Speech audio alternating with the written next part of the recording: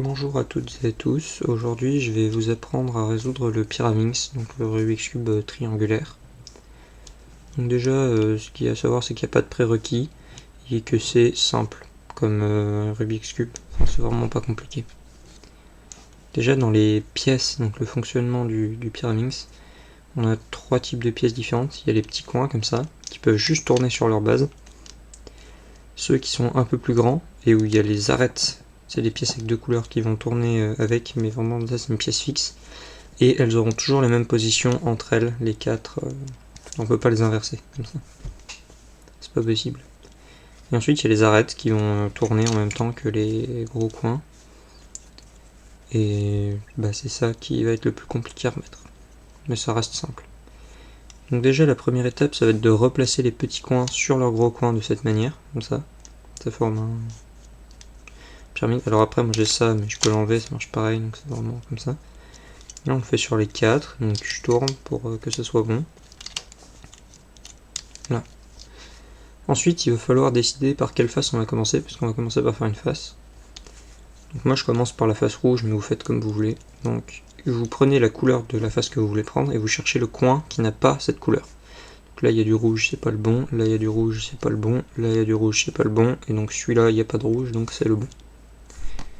Pourquoi savoir quel coin n'a pas la couleur de la face qu'on veut faire? Parce qu'en fait, vu que ces gros coins ne peuvent pas s'inverser entre eux, ça veut dire que quand on a trouvé ce coin, on sait que la face rouge va être obligatoirement à l'opposé.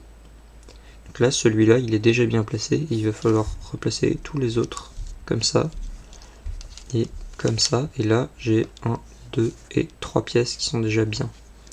Ensuite, là, il y a une arête, mais ça, c'est pas grave. Là, déjà, les premières étapes sont faites avec la... Là, déjà, on a une base. Celui du haut, on s'en fiche, on peut le recaler si on veut, mais ça n'apporte rien. Ensuite, on va venir mettre les trois arêtes, ici, ici et ici, rouges, mais au bon endroit, pour que ça fasse aussi le contour, la couronne. Donc là, j'en ai une, ici, elle est rouge et elle est jaune. Donc je vais la mettre comme ça pour que, là, ici, j'ai du jaune, parce que c'est la rouge-jaune, rouge-jaune. Et je mets le rouge face à moi, comme ça. Et ensuite, je vais partir du côté où il y a mon arête, donc si vous l'avez là, vous le faites en miroir. Et donc ça va faire, on descend de l'autre côté, on remonte du premier côté et on remonte du deuxième côté. Et là, l'arête est placée. Ensuite, j'ai celle-ci. Donc celle-ci, c'est une rouge-bleu. Donc l'endroit rouge-bleu, il est ici, rouge-bleu. Donc je le tourne comme ça, et là, tout à l'heure il était ici, il est là. Donc là, on va commencer de l'autre côté. Donc du côté où il y a la pièce. Donc on descend de l'autre côté, on remonte du premier côté et on remonte du deuxième côté. Là ensuite j'ai la dernière, je la tourne. Donc comme ça, rouge, vert, elle est face à moi, je descends, je remonte, je remonte. Voilà, et là on a une face avec la couronne tout autour. Alors il se peut que vous ayez ce cas où l'arête est au bon endroit mais inversée. Ou alors carrément deux arêtes qui sont échangées comme ça, genre...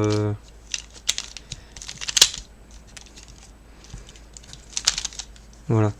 Donc là j'en ai une tournée dans le bon sens et pas l'autre. Donc là il va falloir les échanger. Et pour ça c'est pas compliqué. Il suffit d'imaginer que par exemple celle-ci c'est une arête qui va là. Du coup bon, on va la mettre, on descend, on monte, on monte. Et du coup ça a sorti celle-ci. Cette fois c'est bon. Donc là on peut la mettre aussi. Comme ça, on l'a bien placée. Avec l'endroit ici et là où il y a l'arête. On descend, on monte, on monte. Ensuite on va replacer l'autre. On descend, on monte, on monte. Après, pour ce cas-là, c'est la même chose. Donc on va dire que cette arête c'est la bonne. Donc on descend, on monte, on monte. Ensuite celui-là on le met comme ça. Et là, bah, on va le remettre. On descend, on monte, on monte. Voilà. Ensuite, là on a notre face couronnée. Après on va prendre la pièce du haut et on va la recaler pour que ça corresponde à la couleur ici, ici et ici.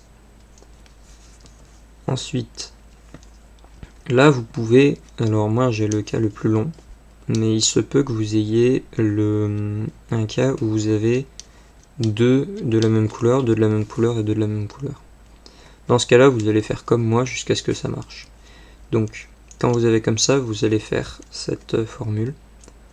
On monte, on tourne en arrière, on descend, on tourne en arrière, on monte, on retourne en arrière et on redescend. Là. Alors moi, ici, j'ai celui-là et celui-là qui est pas bon, mais celui-là est bon donc je m'arrête. Par contre, si vous en avez aucun de bon, vous le refaites une deuxième fois. Et là, normalement, ça sera bon. Ensuite, là, on va se mettre, si vous avez ça, sinon c'est que c'est résolu, mais si vous avez ça,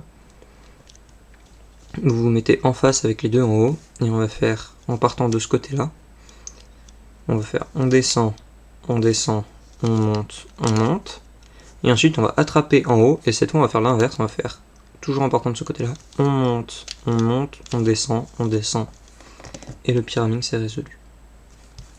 Quand je vous parlais de deux couleurs, en fait ça ressemble à ça. Voilà, donc en fait vous avez votre haut comme ça, et tout le reste qui est décalé. Donc pour ça, vous faites la même chose. Donc on monte, on tourne en arrière, on redescend, on tourne en arrière, on remonte, on tourne en arrière, et on redescend. C'est pas bon, on recommence. On monte, on tourne en arrière, on redescend, on tourne en arrière, on monte, on tourne en arrière, et on redescend. Et cette fois c'est bon. Donc je vais le mélanger pour faire une petite résolution avec explication.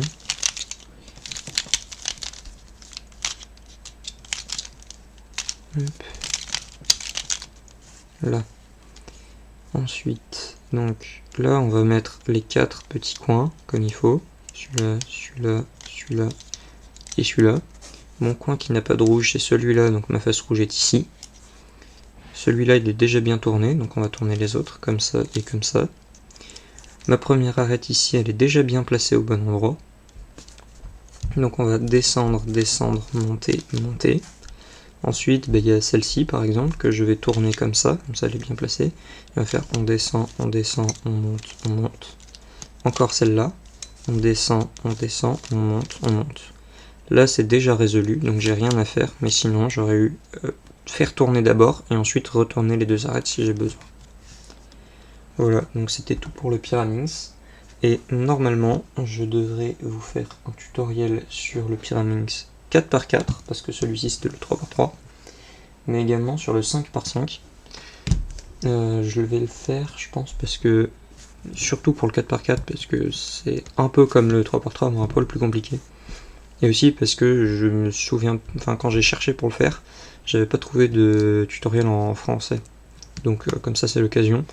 Et pour celui-là, on peut trouver tout seul la solution, ça se fait. Mais je vais quand même expliquer au cas où. Voilà, c'est vraiment pas compliqué non plus, mais je suis pas sûr qu'il y ait de tutoriel en français non plus, donc je vais le faire. Comme ça, il y en aura.